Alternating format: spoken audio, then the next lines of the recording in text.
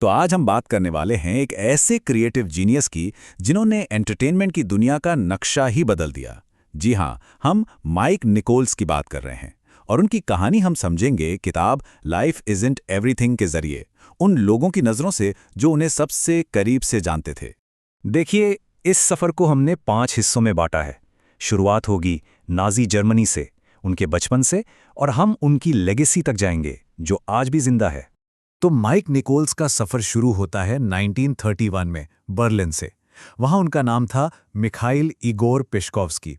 सोचकर देखिए, सिर्फ 7 साल के थे वो जब अपने भाई के साथ नाज़ी जर्मनी से बचकर न्यूयॉर्क पहुंचे। और ये जो पलायन था ना, ये उनकी पहचान का एक बहुत बड़ा हिस्सा बन गया। एक तरफ जिंदा बच जाने का गिल्ट, तो दूसरी तरफ खुद को बचाने के लिए कॉमेडी का इस्तेमाल, और हमेशा एक एहसास कि वो पुरानी और नई दुनिया के बीच में कहीं अटके हुए हैं। और पता है, उनके यही शुरुआती अनुभव उनकी आर्ट का फाउंडेशन बने। जैसे कि देर रात के रेडियो शो सुन सुनकर उनकी टाइमिंग इतनी कमाल की हो गई। फिर सिर्फ 4 साल की उम्र में उनके बाल झड़ गए थे।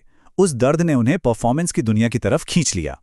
और इन सब के बीच उनकी माँ की यिडिश लोरियां और हॉलीवुड म्यूजिकल्स, इस मिक्स ने उनकी आर्टिस्टिक सेंसिबिलिटी को एक अलग ही रूप दिया। ये वही वक्त था जब उन्होंने अपने शर्मीलेपन को छुपाने के लिए कॉमेडी का सहारा लिया। वो हमेशा एक आउटसाइडर जैसा फील करते थे, लेकिन फिर यूनिवर्सिटी ऑफ शिकागो में जाकर उन्हें जैसे अपनी असली जगह मिल गई। और यहीं उनकी मुलाकात हुई एलन मे से, और बस कॉमेडी की दुनिया में एक नया चैप्टर शुरू हो गया। वहां फिलॉसफी ने उन्हें सिखाया कि कहानी की गहराई में कैसे उतरते हैं। मतलब, जो चीजें बोली नहीं जाती उनके पीछे का मतलब क्या है, सबटेक्स्ट। स्टेज पर उन्होंने इमीडिएसी और सच्चाई के साथ काफी एक्सपेरिमेंट किए, और इसका सबसे जबरदस्त एग्जाम्पल था एलन मे के साथ उनका पहला बिल्कुल इलेक्ट्रिक परफॉर्मेंस। उनके जो क्लासमेट्स थे वो उन्हें एक अजब से जीनियस के रूप में याद करते हैं, ऐसे जो रिहर्सल में एक्टर्स पर कुर्सियां फेंक देते थे, सिर्फ ये चेक करने के लिए कि वो कितने अलर्ट हैं, और फिर अगले ही पल एक जोक मारकर पूरा माहौल लाइट कर देते थे। बस यही उनका स्टाइल था, इंटेंस, अनप्रेडिक्टेबल, लेकिन हमेशा सच की तलाश में।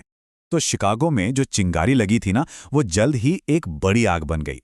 1958 से लेकर 1962 तक निकोल्स और मे ने तो अमेरिकन कॉमेडी को पूरी तरह से बदल कर रख दिया। उनका ब्रॉडवे शो था an evening with Mike Nichols and Elaine May. उसने ग्रैमी भी जीता और टोनी भी।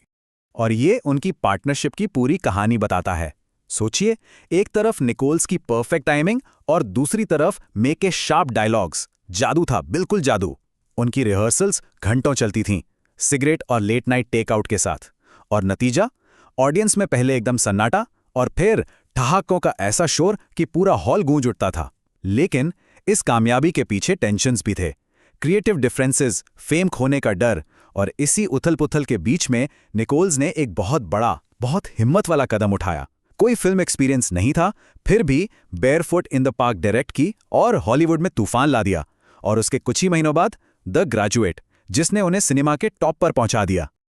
ये टाइमलाइन देखिए जरा, उनकी स्पीड कितनी अनबिलीवेबल थी। स्टेज से स्क्रीन तक का सफर जैसे पलक झपकते ही पूरा हो गया। और इसके पीछे की कहानियां तो और भी मजेदार हैं, जैसे कि कैसे उन्होंने एक बहुत ही शर्मीले डस्टिन हॉफमैन को बेंजामिन ब्रैडॉक के रोल के लिए कन्विंस किया, या फिर मिसेस रॉबिन्सन का वो फेमस सिडक्शन सीन, एक ही टेक में ऐसी जान डाल दी उसमें। एक्टर्स उनके डायरेक्टिंग स्टाइल को बस इन शब्दों में डिस्क्राइब करते थे, part spiritual guide, part drill sergeant. मतलब, एक तरफ वो इतनी हमदर्दी से दिल जीत लेते थे और दूसरी तरफ अपने परफेक्शन से बेस्ट काम निकलवा कर ही रहते थे।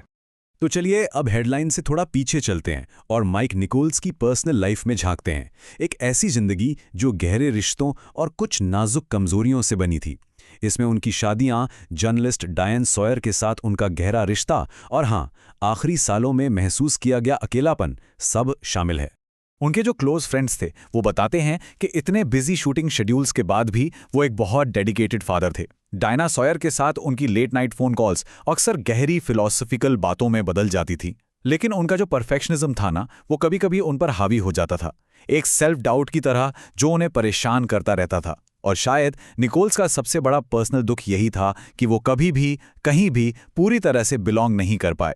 उनकी हर पब्लिक जीत के पीछे हमेशा एक एग्जाइल, एक निकाले हुए इंसान की बेचैनी छिपी रहती थी। सिनेमा में इतनी सक्सेस के बाद निकोल्स अपने पहले प्यार यानी थिएटर की दुनिया में वापस लौटे, और इस बार वो एक किंग मेकर बनकर आए। उन्होंने टॉम स्टॉपर्ट, डेविड हेयर और टोनी कुशनर जैसे बड़े-बड़े प्लेराइट्स के नाटक डायरेक्ट किए, जिसमें एंजल्स इन अमेरिका भी शामिल था।